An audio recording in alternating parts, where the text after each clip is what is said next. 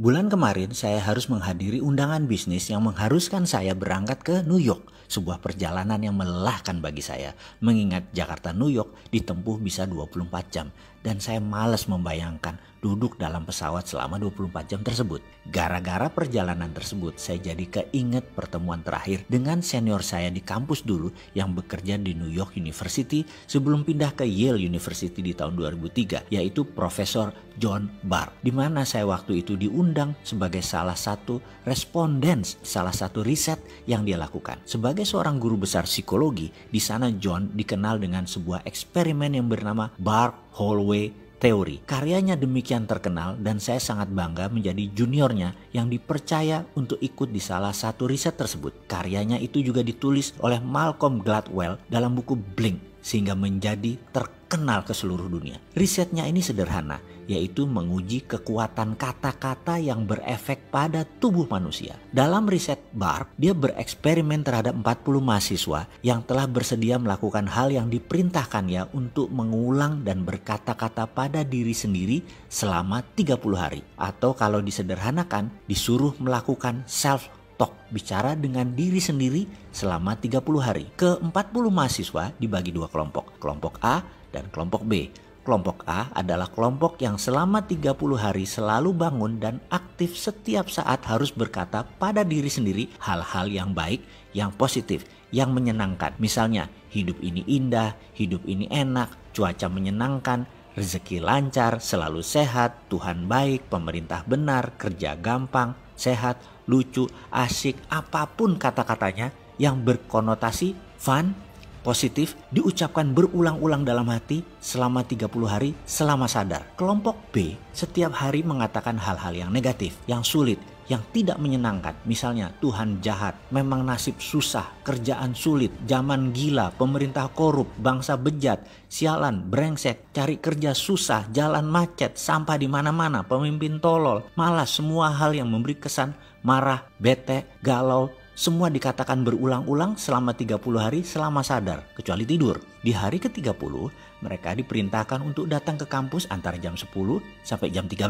Sepanjang hallway atau koridor disiapkan kamera yang banyak karena ada 100 responden dari beragam latar belakang hadir untuk menilai. Kita melihat via monitor, via kaca cermin yang semua tidak diketahui oleh peserta. Saya termasuk di antara 100 koresponden tersebut. Kami tidak tahu mana yang dari kelompok A, mana yang dari kelompok B. Kami hanya dikasih kertas, ada gambar foto peserta, beserta nama. Di sana ada dua kolom, A dan B.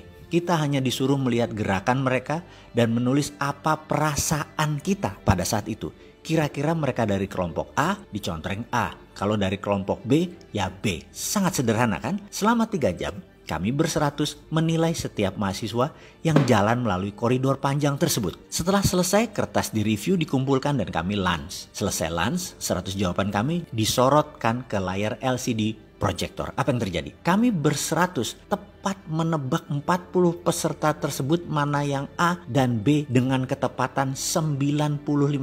Kami semua kaget. Namun kalau dipikir-pikir, ekspresi atau aura atau citra diri mereka demikian jelas terbaca, cetok. Kekumuhan pancaran wajah peserta demikian jelas tergambar. Padahal ia pada saat itu menggunakan 3-piece suit yang rapih, jas 3 lapis, sangat perlente. Kesuraman terpancar walaupun dia pakaian rapih. Dan dia dari kelompok B. Di sisi lain, pancaran gloomy atau berkilau wajahnya berbinar dari salah seorang peserta walau dia hanya mengenakan jeans dan kaos oblong.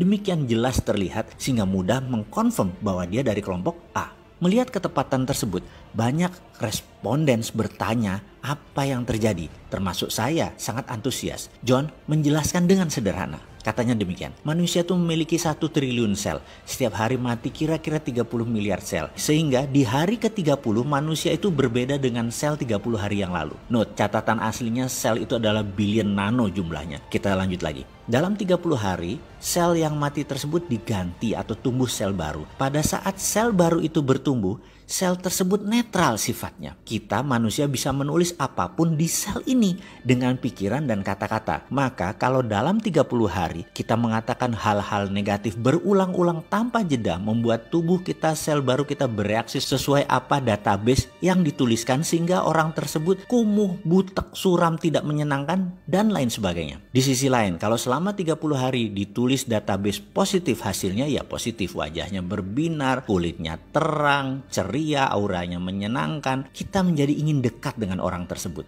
Demikian John menceritakan versi simpelnya. Lalu dalam hati saya berkata, inilah pelajaran yang saya dapat di Australia dulu, yang saya rangkum dalam video Sadar Kaya Advance. Dan inilah inti ajaran agama yang mengajarkan ini dalam agama saya, agama Islam. Berzikir, mengingat Tuhan, bahkan di bulan Ramadan. Kalau benar-benar 30 hari melakukan subconscious reprogramming seperti ini, semua orang bisa menjadi fitri, menjadi manusia baru setelahnya. Dan setiap agama punya pelajaran tentang hal ini. Bahkan di Islam lebih jelas lagi. Namun saya selaku pribadi nggak ngerti sainsnya sampai John Barth mengurai dari sisi ilmu pengetahuan seperti ini. Ya, dasar manusia seperti saya yang memang keminter, sok pinter. Apa-apa harus logika masuk dulu baru percaya. Padahal mbok percaya aja sama ajaran para nabi dan kekasih Allah. Selesai semua masalah negatif di dunia ini.